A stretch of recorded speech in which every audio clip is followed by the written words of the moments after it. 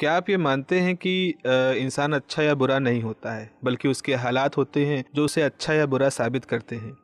इसी बात पर आज की फिल्म है जिसका कि नाम है अ हीरो।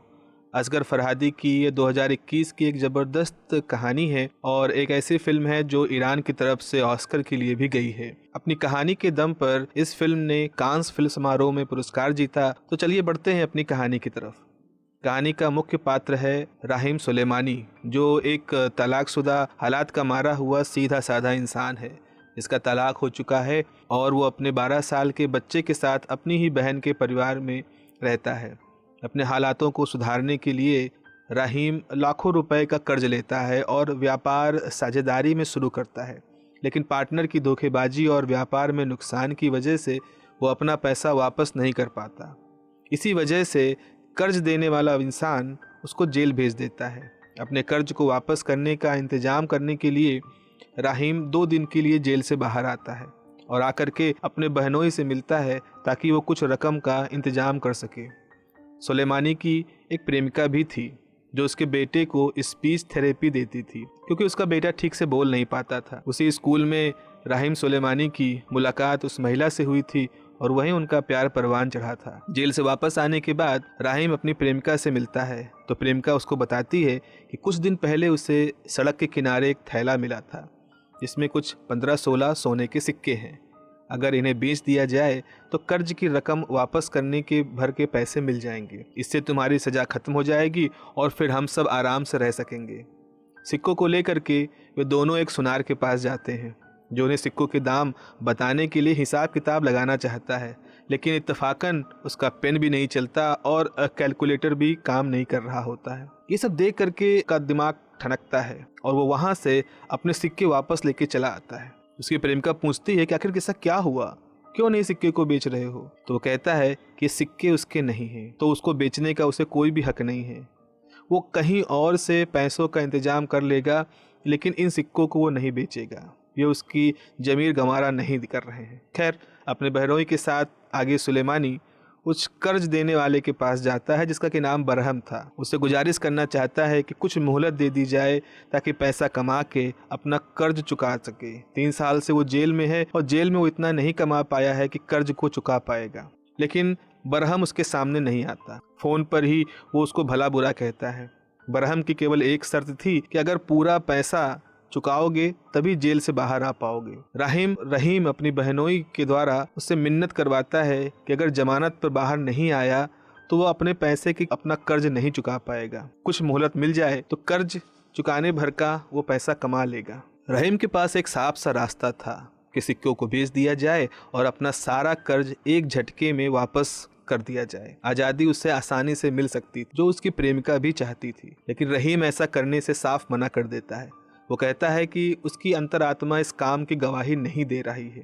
वो सिक्के उसके हैं ही नहीं और जो उसका असली मालिक है वो उसके पास जा कर के उन सिक्कों को वापस कर देगा। अनमने मंग से प्रेमिका भी राजी हो जाती है, क्योंकि वो जानती थी कि रहीम एक साफ दिल का इंसान है और जिद्दी भी है और ऐसा करके ही वो खुश रह पाएगा। उसी दिन रहीम पास के एक बैंक में जाता है जहाँ के पास एक बिल्डिंग में उसे दीवार की पुताई का काम मिलता है। बैंक में वो कर्मचारी से कहता है कि उसे एक थैला मिला है जिसमें सोने कई सिक्के हैं। क्या बैंक में कोई उस थैले के बारे में पूछताछ करता हुआ आया था? ये बातें सुनकर बैंक कर्मचारी और अधिकारी एकदम से हैरान हो जाते हैं, क्योंकि ऐसा तो कभी नहीं देखा सुना कि एक आदमी इतना ईमानदार है जो पैसों को, सोने को वापस करने की कोशिश कर रहा है।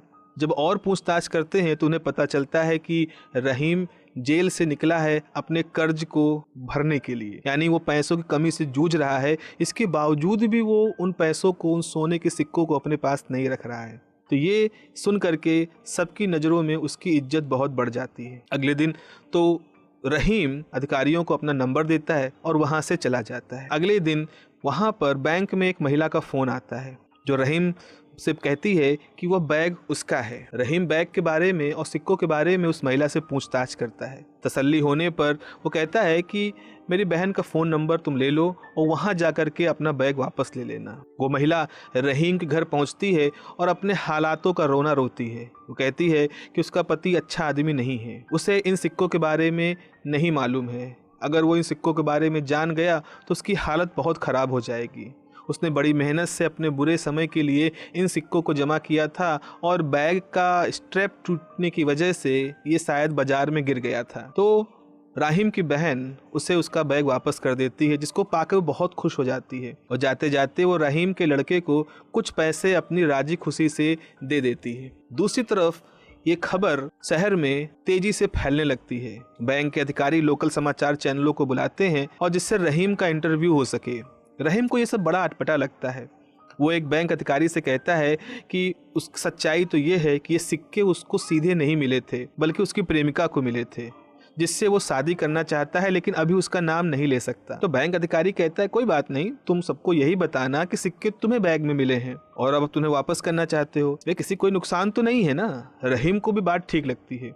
टीवी चैनल पर उसका इंटरव्यू आता है और रातों रात वो शहर का एक हीरो बन जाता है। रहीम की खुशियों को देख करके उसकी प्रेमिका और उसके परिवार के लोग भी बहुत खुश होते हैं। नियम के हिसाब से 2 दिन होने के बाद रहीम वापस जेल चला जाता है, लेकिन शहर के लोग और बैंक अधिकारी उसकी मदद करना चाहते थे। तो एक मीटिंग होती है जहां रहीम, उसका बहनोई, जेल के अधिकारी, कर्ज देने वाला बरहम और बैंक के अधिकारी मौजूद रहते हैं। बरहम अभी भी रहीम की मदद के लिए राजी नहीं होता है। वो अधिकारियों से कहता है कि ये सारी कहानी झूठी है। रहीम ऐसा इंसान नहीं है कि जो इस तरह के काम करे।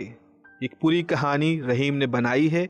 सिक्के, बैग मालिक, ये सब मनगढ़ंत है। लेकिन अधिकारी रहीम को हीरो मानते हैं और बरहम पे दबाव बनाते हैं। तो इस पर बरहम कहता है कि पिछले 3 सालों से कर्ज का सूद भी बढ़ गया है, तो चलो सूद में वो रियायत कर देगा, लेकिन उसे मूल रकम एक मुश्त चाहिए। टुकड़ों टुकड़ों में अपना पैसा नहीं लेगा। अगर इसके लिए कुछ समय की मोहलत देनी है तो ठीक है, मैं वो समय की मोहलत देने को तैयार हूँ, लेकिन अगर इतने समय में पैसा वापस नहीं मिला तो रहीम को वापस जेल जाना पड़ेगा। पैसे का इंतजाम करने के लिए कुछ लोकल संस्थाएं रहीम के लिए पैसा इकट्ठा करने का प्लान बनाती हैं और बरहम के कहने पर रहीम कुछ दिनों के लिए जेल से वापस भी आ जाता है। ये बात सबके लिए खुशी की रहती है। इसी खुशी में रहीम अपनी प्रेमिका को अपनी बहन से मिलवाता है, लेकिन हमें पता चलता है कि प्रेमिका घर वाले रहीम को स्वीकार नहीं करते, क्योंकि एक तो वो तलाकशुदा है, एक बच्चे का पिता है और जेल से जमानत पर रिहा हुआ है। अगले दिन संस्था शहर के पैसे वालों को बुलाती है और रहीम की मदद की गुहार लगाती है। रहीम शहर में एक हीरो की तरह था, इसीलिए सब उसको पसंद करते हैं। रहीम का लड़का जब अपनी टूटी फूटी भाषा में अपने पिता के लिए मदद की गुहार लगाता है तो लोगों का कलेजा फट जाता है और सब उसे पैसे, जेवर, तमाम तरह से मदद करने के लिए आगे आते हैं। काफी रकम मिल जाती है जिससे रहीम आजाद हो सके, लेकिन अभी भी कुछ पैसों की कमी थी। तो लोग बरहम से कहते हैं कि वो भी अपनी दरियादिली दिखाए। हर तरह के लोग उसकी मदद कर रहे हैं। जेल के कैदी भी अपनी रकम दे रहे हैं, दूसरे लोग भी काफी मदद कर रहे हैं। इस पर बरहम अपनी कहानी बताता है कि 3 साल पहले वो रहीम का दोस्त था और उसके कर्ज के एवज में वो जमानतदार बना था, लेकिन जब रहीम अपना कर्ज वापस नहीं कर पाया तो उसे अपनी लड़की का दहेज बेचना पड़ा,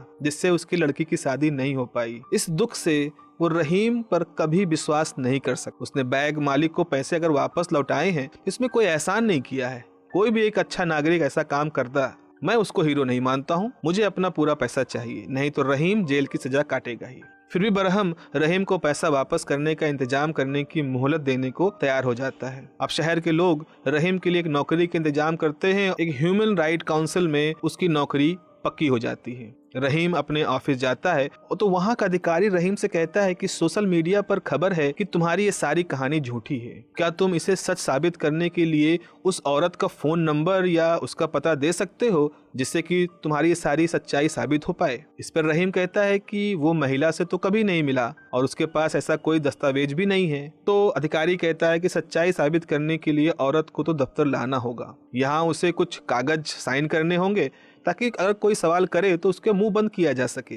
अब रहीम मुश्किल में फंस चुका था और अपनी खोज शुरू करता है। धीरे धीरे वो उस टैक्सी ड्राइवर तक पहुंच जाता है जो उस महिला को टैक्सी से लेकर के उसकी बहन के घर आया था। वो टैक्सी ड्राइवर बताता है कि महिला लौटते हुए बैग से सिक्के गिन रही, फिर वो एक सुनार के यहाँ चली गई। रहीम जब उस सुनार की दुकान पे जाता है तो दुकान के लोग कहते हैं कि महिला उस दिन बहुत बेचैन थी और बार बार पूछ रही थी कि क्या ये सोने के सिक्के असली हैं। इसका मतलब तो ये था कि ये सिक्के उसके नहीं थे, तभी उससे उसके असली नकली होने का कोई फर्क नहीं मालूम था। रहीम सीसीटीवी कैमरे से उस महिला की फोटो लेकर के अगल बगल पता करता है, लेकिन उसे कुछ भी हासिल नहीं होता। उनकी इन सारी मुश्किलों को देख करके टैक्सी ड्राइवर कहता है कि इस झमेले से निकलने का बस अब एक ही रास्ता बचा है, किसी औरत को बैंक का मालिक बता करके उस अधिकारी के सामने बैठा दो और वहां से किसी तरह से बाहर निकल जाओ। रहीम के ये धोखे की अफवाह तेजी से शहर में फैलने लगती है।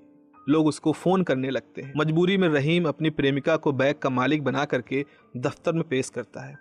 अधिकारी उससे पूछताछ करता है, जिस पर प्रेमिका अपनी झूठी कहानी बनाकर अपना हलफनामा लिखती है। अधिकारी का शक दूर नहीं होता। वो रहीम से कहता है कि इस महिला की और गहरी जांच करनी पड़ेगी, तभी तुम्हारी नौकरी पर कुछ फैसला होगा। इस बात को सुनकर रहीम नाराज हो जाता है कि पहले तो केवल हलफनामा और महिला को पेश करने की बात हुई थी, अब आगे जांच करने की क्या जरूरत है। रहीम अधिकारी से कहता है कि जरूर तुम्हें बरहम ने ही मुझे परेशान करने के लिए पैसे दिए होंगे, तभी तुम शुरू से मेरे खिलाफ हो, तुम्हें मुझ पर कभी विश्वास नहीं हो रहा है। इसी गुस्से में रहीम बरहम की दुकान पर पहुंचता है, जहां उसकी बहस होती है और बहस होते होते हाथापाई शुरू हो जाती है। इस हाथापाई के बाद रहीम को लोग पकड़ लेते हैं, जिससे उसे प्रेमिका आके छुड़ाती है। इस पूरी घटना का वीडियो बरहम की बेटी बना लेती है और बैंक अधिकारी और उस संस्था को भेज देती है, जिनके पास रहीम को रिहा कराने के पैसे होते हैं। वीडियो में वो लड़की इल्जाम लगाती है कि रहीम धोखेबाज है, इसीलिए उसने अपनी प्रेमिका को ही बैंक का मालिक बताया है। असल में सारी कहानी झूठी है। रहीम ने जेल से वापस आने के लिए और अपनी इज्जत को बढ़ाने के लिए सारा काम किया है। रातों रात रहीम अब शहर में विलेन बनने लगता है। संस्था के लोग उसकी कहानी पर शक करने लगते हैं और कहते हैं कि अब उसके लिए जो इकट्ठा किया गया पैसा है उसे नहीं मिल सकता, क्योंकि जिन लोगों ने दान दिया था उन्होंने ईमानदार रहीम को दान दिया था, न कि बेईमान रहीम को। रहीम बुरी तरह से फंस चुका था। अपनी बेगुनाही को साबित करने का उसके पास कोई रास्ता नहीं था, और अगर रकम भी नहीं चुकाई तो जेल जाना भी तय था। रहीम की प्रेमिका एक बार फिर संस्था जाती है और वहाँ की मालकिन से कहती है कि रहीम के नाम पर जो पैसा आया है उसे दे दिया जाए, वरना उसको फिर से जेल जाना पड़ेगा। इस पर संस्था की मालकिन कहती है कि ऐसा नहीं कर सकती, अगर ऐसा किया तो संस्था पर से लोगों का विश्वास उड़ जाएगा। बाहर एक औरत अपने बच्चे के साथ बैठी है, जिसके पति की जान इन पैसों से बच सकती है। रहीम जब ये सुनता है तो वो उस मालकिन से कहता है कि पैसे उसे नहीं चाहिए, वो उस महिला को दे दे ताकि उसके पति की जान बच जाए, और ऐसा कह के वहाँ से चला जाता है। रहीम की बात सुनकर प्रेमिका एक बार फिर मालकिन से कहती है कि रहीम की इस दरिया दिली को कम से कम सोशल मीडिया पर डाल दिया जाए, ताकि लोग उसकी इज्जत करना शुरू करें, उसे अच्छा आदमी तो माने। इस पर मालकिन तैयार हो जाती है। उधर बैंक के अधिकारी भी रहीम से कहते हैं कि अगर रहीम ने पैसे वापस करने की बात शहर में फैला दी जाए तो फिर से रहीम के लिए शायद कर्ज वापस करने का कोई रास्ता बन जाए। इस पर बैंक अधिकारी रहीम से कहता है कि ये विनती अपने लड़के से करवाओ, वो बोल नहीं सकता। लोग जब उसके मुंह से अपने पिता के लिए ये सारी बातें सुनेंगे तो लोगों का प्यार भी बढ़ेगा और लोगों की सहानुभूति भी मिलेगी। बेटा बड़ी मुश्किल से कैमरे पर अपनी बात करने की कोशिश करता है। बेटे की मुश्किलें रहीम से नहीं देखी जाती। वो कहता है कि इस वीडियो को दुनिया को मत दिखाओ। वो अपने बेटे को मजबूर और कमज़ोर दिखा करके उसका आत्मविश्वास नहीं तोड़ना चाहता है। अधिकारी कहता है कि बस यही एक रास्ता है जिससे आज़ादी मिल सकती है, लेकिन रहीम को ऐसी आज़ादी मंजूर नहीं थी। बहुत कहा सुनी के बाद जब अधिकारी वीडियो डिलीट नहीं करता है तो रहीम उससे झगड़ा करना शुरू कर देता है। आखिर में हार के अधिकारी वीडियो को डिलीट कर देता है और नाराज होकर वहाँ से चला जाता है। रिहाई का समय पूरा हो चुका था। पैसा न चुका पाने की वजह से उसको जेल जाना पड़ता है। शहर का हीरो वापस अपनी सजा काटने जेल जाता है, जिसका इंतजार बाहर उसकी प्रेमिका और उसका बेटा कर रहे होते हैं। तो एक सोने का दिल लेकर भी हालात को दुनिया की चालबाजियों की वजह से वो हीरो वापस से कैद में चला जाता है, एक बार फिर से अपनी सजा को पूरी करने के लिए। तो दोस्तों, यही थी एक हीरो की कहानी। उम्मीद है आपको पसंद आई होगी।